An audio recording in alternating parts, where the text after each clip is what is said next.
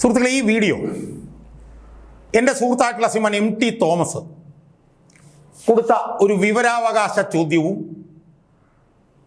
ആ വിവരാവകാശ ചോദ്യത്തിന് മേൽ ഉണ്ടായിട്ടുള്ള നടപടിക്രമങ്ങളുമായി ബന്ധപ്പെട്ടിട്ടാണ്. ഞാൻ ഇതിനു മുമ്പുള്ള വീഡിയോയിൽ നിന്ന് സൂചിപ്പിച്ചിട്ടുണ്ട്, എൻ്റെ സുഹൃത്തായിട്ടുള്ള MT തോമസ് ഒരു സുസംഘടിതമായി പ്രവർത്തിക്കുന്ന ഒരു വിവരാവകാശ പ്രവർത്തകനാണ്. അദ്ദേഹം വളരെ വിശദമായിട്ടുള്ള വിവരാവകാശ ചോദ്യങ്ങളാണ് അദ്ദേഹം ചോദിക്കാറുള്ളത്. അത് കേന്ദ്ര ഗവൺമെൻറ്റിനോടൊക്കെ ചോദിക്കുന്നുണ്ട്, സംസ്ഥാന ഗവൺമെൻറ്റിനോടൊക്കെ നിരന്തരമായി ചോദിക്കുകയും അതിൽ ഒരുപാട് പോസിറ്റീവായിട്ടുള്ള റിസൾട്ട് ഉണ്ടാക്കുകയും ചെയ്തിട്ടുണ്ട് എൻ്റെ സുഹൃത്തായിട്ടുള്ള ശ്രീമാൻ MT തോമസ്. അദ്ദേഹം കൊടുത്ത ഒരു വിവരാവകാശ ചോദ്യത്തിൻ്റെ ഒരവസ്ഥയാണ് എനിക്ക് എൻ്റെ പ്രേക്ഷകരുമായി ബന്ധപ്പെട്ട് ഈ വീഡിയോയിൽ എനിക്ക് പറയാനുള്ളത്. സുഹൃത്തുക്കളെ, അദ്ദേഹം 30/5/2026 അദ്ദേഹം GEDയിലെ സ്റ്റേറ്റ് പബ്ലിക് ഇൻഫർമേഷൻ ഓഫീസർക്ക് ഒരു ദീർഘമായിട്ടുള്ള ഒരു വിവരാവകാശ ചോദ്യങ്ങൾ ചോദിച്ചു. 30/5/2026 എന്ന് പറഞ്ഞാൽ VD സതീശൻ സർക്കാർ അധികാരത്തിൽ വന്നതിന് ശേഷമാണ് എന്നുള്ളത് വ്യക്തമാണല്ലോ. മെയ് 30 അദ്ദേഹം ഈ വിവരാവകാശ ചോദ്യം ചോദിച്ചു. അതിൽ വിശദമായിട്ടുള്ള 10 ചോദ്യങ്ങളുടെ ഞാൻ എൻ്റെ സ്ക്രീൻഷോട്ട് ഇപ്പം എൻ്റെ പ്രേക്ഷകർക്ക് കാണാൻ കഴിയും. ആ ചോദ്യങ്ങളെല്ലാം തന്നെ മുൻ മുഖ്യമന്ത്രി ആയിട്ടുള്ള 10 വർഷം കേരളം ഭരിച്ച മുഖ്യമന്ത്രി ആയിട്ടുള്ള പിണറായി വിജയനുമായി ബന്ധപ്പെട്ടുകൊണ്ടുള്ള അയാളുടെ ചിലവുകളെ കുറിച്ചിട്ടുള്ള ചോദ്യങ്ങളായി. അയാളുടെ വിദേശയാത്ര, അയാളുടെ ഹെലികോപ്റ്ററുമായി ബന്ധപ്പെട്ടിട്ടുള്ളത്, അയാളുടെ വിജയൻ്റെ ചികിത്സാ ചെലവ്, വിജയൻ്റെ വീട്ടിൽ സ്ഥാപിച്ചിട്ടുള്ള ലിഫ്റ്റ്, ഇതുമൊക്കെയായി ബന്ധപ്പെട്ടുകൊണ്ട് 10 വിശദമായിട്ടുള്ള ചോദ്യങ്ങൾ എൻ്റെ സുഹൃത്തായിട്ടുള്ള ശ്രീമാൻ MT തോമസ് കൊടുത്തിരുന്നു. ആ ചോദ്യങ്ങൾക്കുള്ള മറുപടി ഇപ്പം തന്നെ വിവാദമായിട്ടുണ്ട്. കാരണം നമുക്കറിയാം, 10 വർഷങ്ങൾക്കുള്ളിൽ ഏതാണ്ട് 30ഓളം വിദേശയാത്രകൾ വിജയൻ നടത്തിയിട്ടുണ്ടെങ്കിലും അതിൽ 8 വിദേശയാത്രകളുടെ വിശദാംശങ്ങൾ മാത്രമാണ് തോമസിന് GED സതീശൻ സർക്കാരിൻ്റെ GED കൊടുത്തിട്ടുള്ളത്. അതിനെക്കുറിച്ച് ഞാൻ ഒരു വീഡിയോ ചെയ്തിരുന്നു. അതിൻ്റെ അപ്പീല് MT തോമസ് കൊടുത്തിട്ടുണ്ട്, അതിൻ്റെ മേലധികാരികൾക്ക് അപ്പീൽ കൊടുത്തിട്ടുണ്ട്. അതിന് മറുപടിക്ക് അദ്ദേഹം കാത്തിരിക്കുകയും. സുഹൃത്തുക്കളെ, എനിക്കിന്ന് ഈ വീഡിയോയിലൂടെ എൻ്റെ പ്രേക്ഷകരോട് പറയാനുള്ളത്, ഇതിൽ 10ാമത്തെ ഒരു ചോദ്യവും ആ ചോദ്യത്തിന് ഉണ്ടായ ഒരു അവസ്ഥയുമാണ് എൻ്റെ പ്രേക്ഷകരുമായി എനിക്ക് ചർച്ച ചെയ്യാനുള്ളത്. സുഹൃത്തുക്കളെ, ഈ 30/5/2026 എൻ്റെ സുഹൃത്ത് MT തോമസ് ചോദിച്ച ചോദ്യത്തിലെ 10ാമത്തെ ചോദ്യം ഞാൻ എൻ്റെ പ്രേക്ഷകർക്കായി ഒന്ന് വായിക്കാം.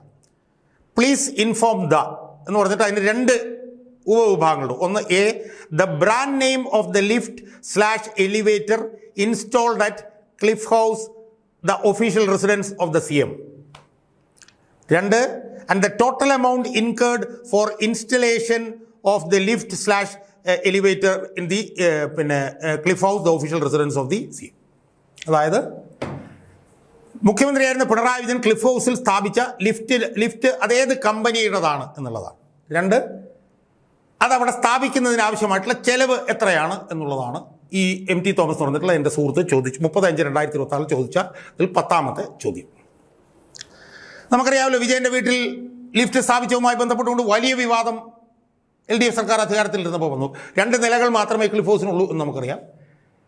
അവിടെ ഒരു നിലയിൽ നിന്ന് മുകളിലൊരു നിലയിലേക്ക് കയറാൻ വേണ്ടിയിട്ട് ലിഫ്റ്റ് സ്ഥാപിക്കേണ്ട യാതൊരു ആവശ്യവുമില്ല എന്ന് നമുക്കറിയാം.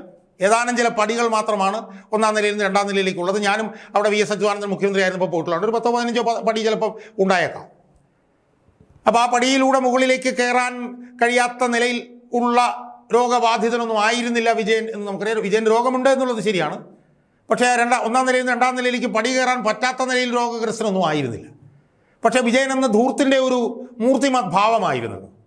നമുക്കറിയാം, ക്ലിഫ് ഹൗസിൽ അയാൾ നടത്തിയിട്ടുള്ള ചെലവുകൾ, അവിടുത്തെ സ്വിമ്മിംഗ് പൂളിന് വേണ്ടി നടത്തിയിട്ടുള്ള ചെലവ്, അവിടുത്തെ പശുക്കളെ വളർത്താൻ വേണ്ടിയിട്ട് നടത്തിയിട്ടുള്ള ലക്ഷക്കണക്കിന് ചെലവ്, വീടിനകം മോടി പിടിപ്പിക്കാൻ വേണ്ടി നടത്തിയിട്ടുള്ള ലക്ഷക്കണക്കിന് ചെലവ്, അതുപോലെ തന്നെ അവിടുത്തെ മതിലുകൾ വലുതാക്കാൻ വേണ്ടിയിട്ടുമൊക്കെ വലിയ കോടികളുടെ ചെലവ് അവിടെ വിജയൻ നടത്തിയിട്ടുണ്ട്. അതിൻ്റെ ചോദ്യങ്ങളും എൻ്റെ സുഹൃത്തായിട്ടുള്ള MT തോമസ് കൊടുത്തിട്ട് അതിന് മറുപടിക്ക് വേണ്ടി കാത്തിരിക്കുകയാണ്. സുഹൃത്തുക്കളെ, അന്ന് അതിൻ്റെ ഭാഗമായിട്ട് നമുക്കറിയാം, അന്നുണ്ടായ ഏറ്റവും പ്രധാനപ്പെട്ട ഒരു ആരോപണമായിരുന്നു ഈ ക്ലിഫ് ഹൗസിലെ ലിഫ്റ്റ് സ്ഥാപിച്ചത്. സ്വാഭാവികമായി ലിഫ്റ്റിൻ്റെ ബ്രാൻഡ് നെയിം എന്താണ്, അതിൻ്റെ ചിലവെന്താണ്, അതാണ് MT തോമസ് ചോദിച്ച ചോദ്യത്തിനുള്ള 10 മറുപടിയിൽ 10ാമത്തെ മറുപടി. ആ ചോദ്യം ചോദിച്ചത് വി ഡി സതീശൻ സർക്കാർ അധികാരത്തിൽ വന്നതിന് ശേഷമാണ്. മെയ് 30-ാം തീയതിയാണ് ആ ചോദ്യം ചോദിച്ചത്. സുഹൃത്തുക്കളെ, ആ ചോദ്യത്തിൻ്റെ ഒരു അവസ്ഥ, ആ ചോദ്യം ഇന്ന്, ആ ചോദ്യത്തിന് മറുപടി, ആ ചോദ്യം ഇങ്ങനെ അലഞ്ഞു തിരിയുകയാണ് വി ഡി സതീശൻ സർക്കാരിൻ്റെ വിവിധ വകുപ്പുകളിലൂടെ. അതാണ് നമ്മൾ മനസ്സിലാക്കുക. അതിപ്പോഴും ഇങ്ങനെ അലഞ്ഞു തിരിയുകയാണ്. 30/5/2026 ആ ചോദ്യം കൊടുത്തു. ഇപ്പം ഏതാണ്ട് ഒരു മാസമായിട്ടും ആ ചോദ്യത്തിന് മറുപടി ലഭിച്ചിട്ടില്ല. ആ ചോദ്യം സംബന്ധിച്ച് മറുപടിയുമായി ബന്ധപ്പെട്ടുകൊണ്ട് നമുക്ക് മനസ്സിലാക്കാൻ കഴിയുന്നത് അത് എന്താണ്, GAD പൊതുഭരണ വകുപ്പിന് ആണത് കൊടുത്തത്. അവരത് ചീഫ് എഞ്ചിനീയർ ബിൽഡിംഗ് സെക്ഷന് അയച്ചു കൊടുത്തു. സെക്ഷൻ 6(3) സെക്ഷൻ 6(3) പ്രകാരം ഈ പൊതുഭരണ വകുപ്പ് ഈ ചോദ്യത്തിനുള്ള മറുപടി വേണം എന്ന് പറഞ്ഞ് അത് ചീഫ് എഞ്ചിനീയർ ബിൽഡിംഗ് സെക്ഷന് അയച്ചു കൊടുക്കുന്നു. ചീഫ് എഞ്ചിനീയർ ബിൽഡിംഗ് സെക്ഷൻ എന്ത് ചെയ്യുന്നു? അതിന് മറുപടി തരേണ്ടതിന് പകരം അത് ചീഫ് ഇലക്ട്രിക്കൽ എഞ്ചിനീയറിന് പൊതുമരാമത്ത് വകുപ്പ് അയച്ചു കൊടുക്കുന്നു. അപ്പോൾ ചീഫ് എഞ്ചിനീയറിന് ആദ്യം പോകുന്നു ബിൽഡിംഗ് സെക്ഷൻ, പൊതുമരാമത്ത് വകുപ്പിലെ ബിൽഡിംഗ് സെക്ഷനിൽ ചീഫ് എഞ്ചിനീയറിലേക്ക് പോകുന്നു. അത് ചീഫ് എഞ്ചിനീയറിൽ നിന്ന് ചീഫ് ഇലക്ട്രിക്കൽ എഞ്ചിനീയറിലേക്ക് വരുന്നു. അപ്പോഴും മറുപടി കിട്ടുന്നില്ല. പൊതുമരാമത്ത് വകുപ്പിലെ ചീഫ് ഇലക്ട്രിക്കൽ എഞ്ചിനീയറുടെ കയ്യിൽ ആ ചോദ്യം കിട്ടിയപ്പോൾ അയാൾ എന്ത് ചെയ്യുന്നു? അതിന് മറുപടി കൊടുക്കാൻ വേണ്ടി പൊതുമരാമത്ത് വകുപ്പിൻ്റെ എക്സിക്യൂട്ടീവ് എഞ്ചിനീയറുടെ കയ്യിലേക്ക് കൊടുക്കുന്നു. എക്സിക്യൂട്ടീവ് എഞ്ചിനീയർ എന്ത് ചെയ്യുന്നു? അതിന് മറുപടി കൊടുക്കുന്നതിന് പകരം അത് അസിസ്റ്റന്റ് എക്സിക്യൂട്ടീവ് എഞ്ചിനീയർ ബിൽഡിംഗ് സെക്ഷന് അയച്ചു കൊടുക്കുന്നു. അങ്ങനെ ആ ചോദ്യം ഇങ്ങനെ പൊതുമരാമത്ത് വകുപ്പിലൂടെ ഇങ്ങനെ അനന്തമായി സഞ്ചരിച്ചു കൊണ്ടിരിക്കുന്നു. ആദ്യം പൊതുഭരണ വകുപ്പിൽ നിന്ന് അത് ചീഫ് എഞ്ചിനീയറുടെ ഓഫീസിലേക്ക് പോകുന്നു. അവിടുന്ന് ചീഫ് ഇലക്ട്രിക്കൽ എഞ്ചിനീയർ PWDയിലേക്ക് പോകുന്നു. PWDയിൽ അത് എക്സിക്യൂട്ടീവ് എഞ്ചിനീയറിലേക്ക് പോകുന്നു. എക്സിക്യൂട്ടീവ് എഞ്ചിനീയറിൽ നിന്ന് അത് അസിസ്റ്റന്റ് എക്സിക്യൂട്ടീവ് എഞ്ചിനീയറിൽ വന്ന് നിൽക്കുകയാണ്. ഇപ്പോഴും എൻ്റെ സുഹൃത്ത് MT തോമസിന് അതിൻ്റെ ഒരു മറുപടി ഇതുവരെ ലഭിച്ചിട്ടില്ല. ആ ചോദ്യം അങ്ങനെ ഞാൻ പറഞ്ഞ പോലെ അതങ്ങനെ സഞ്ചരിച്ചു കൊണ്ടിരിക്കുകയാണ്. സുഹൃത്തുക്കളെ, ഞാൻ ഈ വീഡിയോ അധികം ദീർഘിപ്പിക്കുന്നില്ല. എനിക്കറിയാനുള്ള ഒരു പ്രധാനപ്പെട്ട കാര്യം, അല്ലെങ്കിൽ എനിക്ക് പൊതുമരാമത്ത് വകുപ്പ് മന്ത്രി PK ബഷീറിനോട് ചോദിക്കാനുള്ളൊരു ചോദ്യം, ഈ ലിഫ്റ്റ് വെച്ചതിനുള്ള ചെലവ് പൊതു ഖജനാവിൽ നിന്നല്ലേ? അത് പൊതുജനങ്ങളുടെ നികുതി പണമല്ലേ? സ്വാഭാവികമായി ആ ലിഫ്റ്റ് ഏത് കമ്പനിയുടേതാണെന്നും ആ ലിഫ്റ്റ് വെച്ചതിന് എത്ര ചെലവ് ഉണ്ട് എന്നും ചോദിക്കാനുള്ള അവകാശം എല്ലാ പൗരനുമില്ലേ മന്ത്രി?